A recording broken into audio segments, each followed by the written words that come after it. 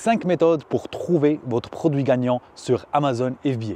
Aujourd'hui, je vais répondre à cette question-là, comment trouver notre produit gagnant? Et pour ça, je vous ai préparé 5 méthodes infaillibles que vous pouvez utiliser dès aujourd'hui pour trouver votre produit. Ces méthodes-là sont testées et approuvées. J'utilise aujourd'hui pour trouver mon produit.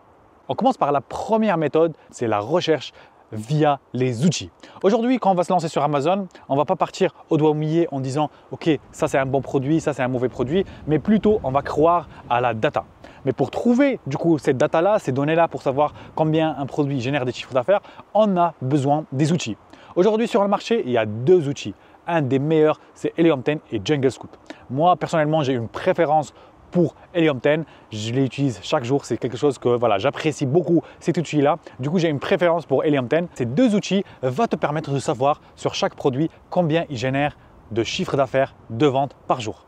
Ce n'est pas la seule chose, l'outil va te permettre aussi de rechercher ton produit et de trouver un produit avec un certain critère. Je vous donne un exemple, je prends par exemple un produit, je cherche par exemple dans la niche des animaux, je cherche un produit qui va générer entre les 10K à 15K par mois avec une faible concurrence, par exemple qui ne dépasse pas les 1300 commentaires et avec un bon volume de recherche. Un volume de recherche, c'est quoi? C'est combien les clients ils ont saisi un mot-clé comme par exemple les gens qui vont chercher par exemple des bracelets pour chiens ou des gourdes pour chiens. Là en fait on peut savoir un client combien de fois il a tapé le mot gourde sur la barre de recherche de Amazon.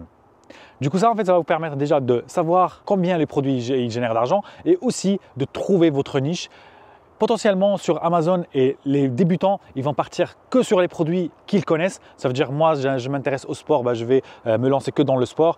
J'aime bien tout ce qui est meubles et décoration, je vais m'intéresser que sur ça. Il ne faut pas avoir cette logique-là, il faut plutôt être flexible et avoir la curiosité de trouver, de creuser une niche. Même si tu ne connais pas cette niche-là, il faut creuser. Et ça, tu vas le faire avec les 2 outils, comme je vous ai dit, Helium 10 et Jungle Scout.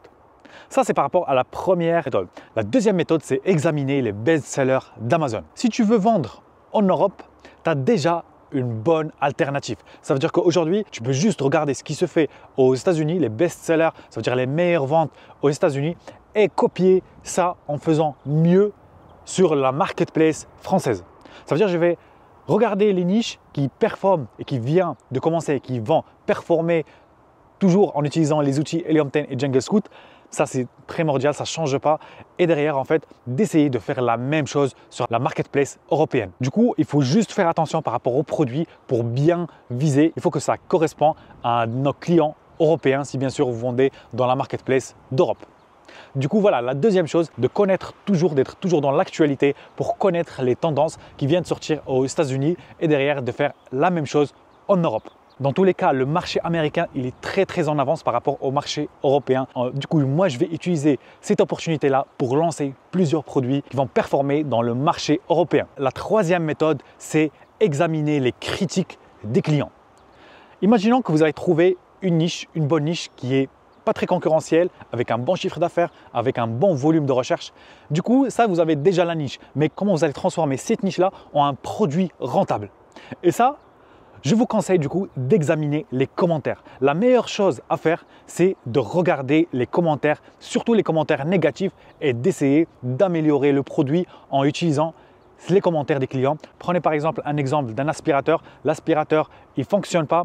Des gens, ils ont mis des commentaires négatifs en disant le produit, c'est un très bon produit. Par contre, par exemple, la main, elle n'est pas assez solide. L'aspirateur, il fait beaucoup de bruit. Voilà, il y a plein de points négatifs qui ont été remontés. Et vous, derrière, vous allez analyser ces commentaires-là. Vous pouvez déjà les exporter en fichier Excel. Par exemple, si vous êtes sur Helium 10 ou Jungle Scout, vous exportez tous les commentaires et vous allez les envoyer à ChatGPT pour faire une analyse beaucoup plus détaillée sur le produit. Ce qui va vous remonter que voilà, le produit, il faut rajouter, il faut qu'il devienne solide, il faut qu'il fasse moins de bruit. Et derrière, votre travail, ça va être de trouver un fournisseur qui peut travailler avec vous, qui va vous aider là-dessus pour améliorer le produit et sortir une version premium de votre niche.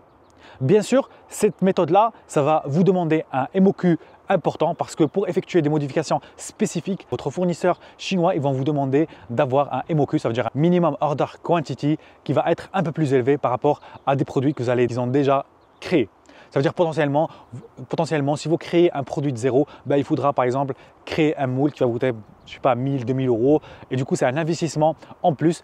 Ce qui est logique parce que vous allez créer un produit de nouveau. Dans tous les cas, vous serez, quand vous faites du private label, vous allez créer une marque dès le départ, ce qui veut dire que vous êtes propriétaire de ce produit-là et personne ne peut vous copier. La quatrième méthode, c'est utiliser Google Trends.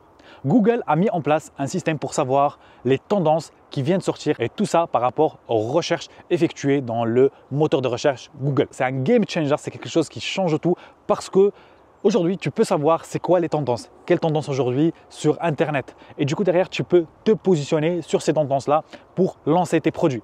Par exemple, récemment, il y a eu plusieurs tendances sur des pommades qui viennent de la Corée. Il y a plusieurs tendances qui vont sortir sur, par exemple, des sèche-cheveux qui sont des nouveaux modèles qui viennent de sortir. Et du coup, derrière, tu peux te positionner dessus en avance. Parce que l'intérêt aujourd'hui sur Amazon, c'est vraiment de trouver des produits qui n'existent pas sur le marché ou de les améliorer.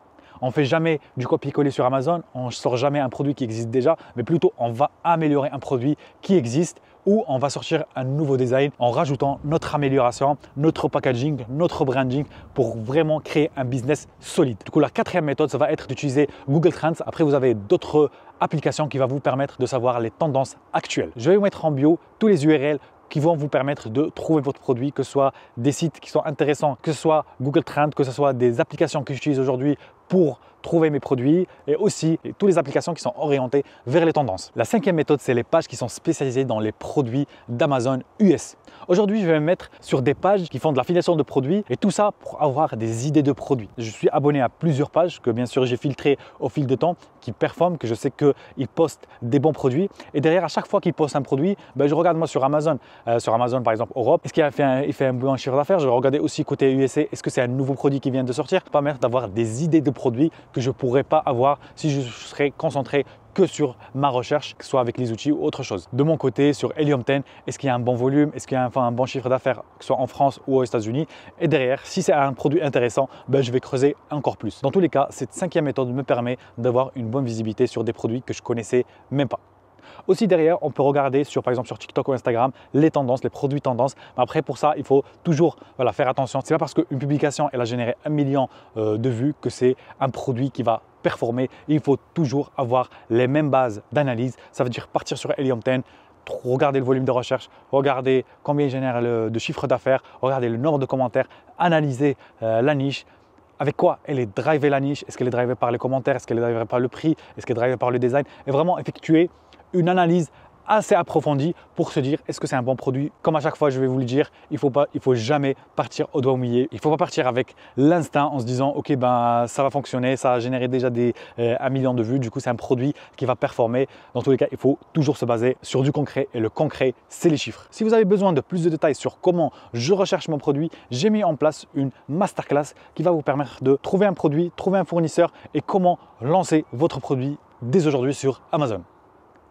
Vous trouverez le lien dans la description. N'hésitez pas, likez, abonnez-vous et dites-moi dans l'espace commentaire, est-ce que vous avez déjà des produits sur Amazon et sur quel marketplace vous vendez? Si vous avez des questions, n'hésitez pas et je vous dis à la prochaine.